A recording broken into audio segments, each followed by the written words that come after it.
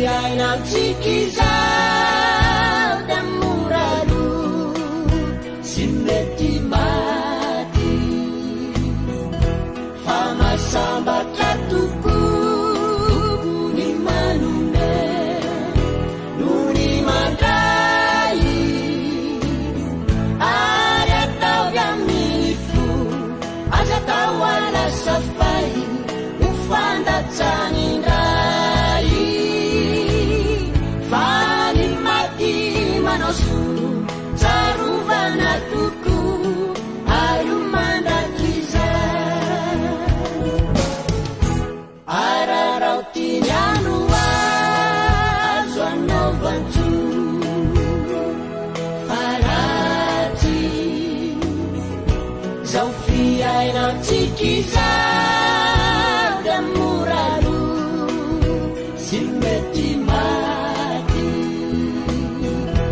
fa masambatra tokoa ny manome noho ny mandray ary ataovy amin'ny fo aza atao alasafay ho fandatsany indray fa ny maty manao so tsarovana tokoa ary mandrakizay